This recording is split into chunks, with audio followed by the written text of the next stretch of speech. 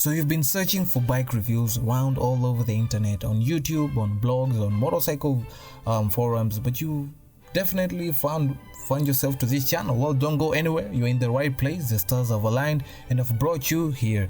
Grab a seat and enjoy the all-you-can-eat buffet of information provided to you for free. Stick around long enough and you might win yourself some goodies. And also, while you're at it, do consider giving us a like, subscribing, and hitting that notification bell so that you're updated whenever we post a new episode. Now, this video would not be possible if it weren't for you guys, for all the love and support that you've shown this channel. We are growing quite well, and also right now we've also had a new good friend, a long-time friend in fact, Herman, who made this review possible. Thank you, bro, and God bless you and your family. Now, in that regard, this video has been brought to you by the Gear Store. Head on over there for some epic and awesome goodies. We have all kinds of products ranging from motorcycle gear to articles and to top it all off, we do sell even bikes. Head on over to the Gear Store, link below, and use the code GEARSTORE at checkout to get a discount on your first purchase. My weekend ended with such a wonderful note, one that I will remember many days to come. I had such a blast on this little monster. She might seem small, but underneath she does quite pack a heavy blow. Now, I was completely blown away, almost literally, at the sheer power and torque that the bike had. This is the one and only KTM Duke 390. This is a 28 model where KTM did a complete makeover. Now, before that, let's get into the specs of the bike. The bike holds a 373.2 single-cylinder 4-stroke liquid-cooled 6-speed gear engine that produces a maximum power of 43 horsepower with a maximum torque of 37 Nm. The bike weighs about 167 kilograms with a mileage of about 35 kilometers per liter. This model of the Duke 390 came with an overall new design package that included a new TFT screen, which was among the first company to bring out TFT screens on small displacement bikes. Now, the headlights had a change. It comes with a LED monstrous look like its bigger brothers. The biggest feature of this bike is the rider modes and of course the Bosch dual channel ABS. The bike comes with telescopic fork suspensions at the front and a monoshock at the rear. The bike is an electric start with a kill switch at the handlebars. Now, down to ergonomics. The bike is a head turner and a jaw dropper wherever you go. It is built like its bigger brothers, the Super Duke line, more so like its bigger brother, the Super Duke 1290, just without the single-sided swing arm and the sheer power and the torque. Anyway, but the headlights give it a menacing look and aggressive feel. The bike screams, I might be small, but don't mess with me, I might kill you. This bike is much like that chick or dude that your mom tells you not to mess around with. The bike is a naked street fighter, meaning that the position is more upright and the seat widens up as you move back further.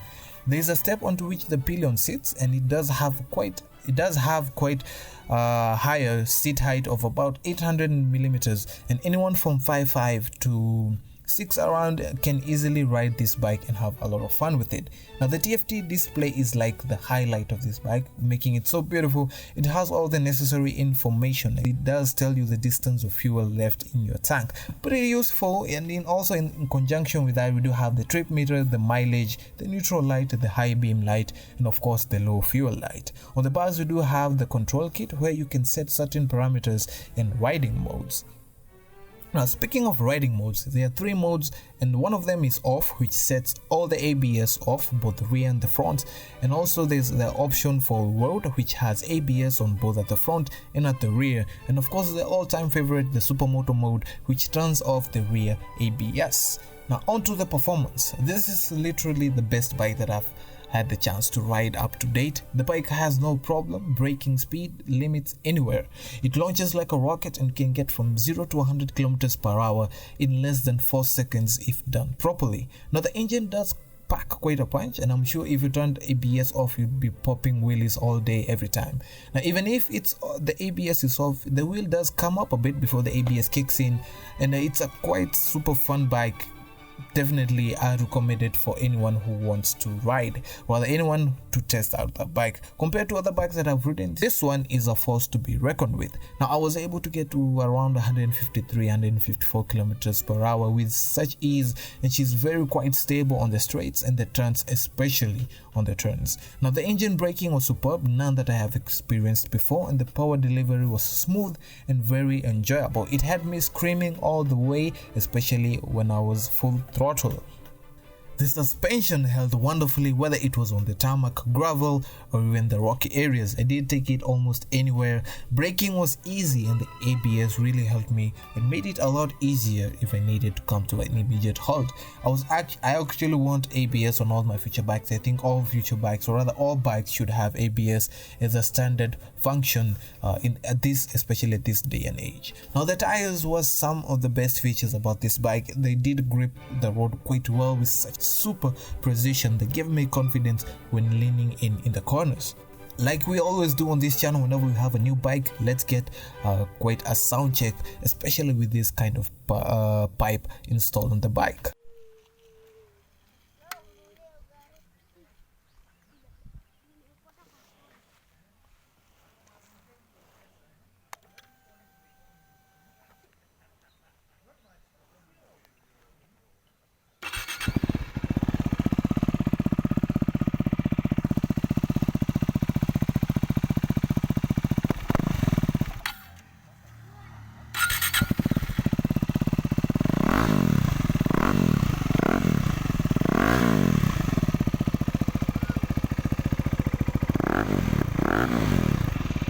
Next up is how practical is this bike? Well, in my own opinion, I do think it's the ultimate day-to-day commuter bike. It's small and can fit almost anywhere, lane split anywhere, and can almost go anywhere. The EFI system in this bike makes the best out of the fuel that you have. The ABS will save you instantly in any situation. The suspension, especially the rear, doesn't budge much, especially under load, and the engine does perform as it should even under weight. The pillion is seated well enough, though I would wish they would make the overall length of the bike to be added just a little bit to accommodate taller people. Now the bike to me is a definite 9 out of 10. Here are some of the things that I didn't like about the bike. First of all is that I cannot quite afford the bike at the moment. The bike is super expensive at almost 600k for the class of bike for the class of bike that it's in. For that kind of money, you could get a good 750 sport bike, or even almost two 302 Benellis, or even a car with that price. But the price definitely is worth to the last cent. So I do hope in future they will reduce the price if they want to enlarge the scope of the buyers they have, especially here in Kenya. The second thing is the wind buffing, which was immense on this bike, especially if you're going 100k plus an hour. It's almost discouraging, though a windshield would help immensely. Another thing is it's a small stature. It does have its benefits, but also it does hinder when it comes to having a pillion on board, especially a taller pillion. Their legs tend to collide with yours or riding, making shifting up and down not as smooth as you would like. Now the shorter gear ratio was something that I didn't notice, especially on the lower gears, which made you to constantly shift up and down, especially if you're coming to a slowdown. Now apart from that, the bike is superb. I really do want to own one in my garage one day, but yeah, hopefully one day I will have a KTM Duke 390 in my garage. So until I ride the Benelli 300 or 302 and also the Domina 400, all I can say is I can't really give an honest opinion in comparison against them. But when looking at the figures in general terms, well, according to my own honest opinion, I do think the KTM does seem to come on top, excluding the price, of course. So that's it for my first impressions. That was quite a long one. So if you have watched till this far, well, a huge thank you to you. Anyway, thank you so much for subscribing and watching. Share the video with all your friends and any rider out there. Today I'm worrying. Anyway, remember to check out the latest article on this bike and other articles and also on other things on our website, link below. Subscribe if you haven't, and until next time guys, stay safe, ride safe, and I will see you in the next one. Peace.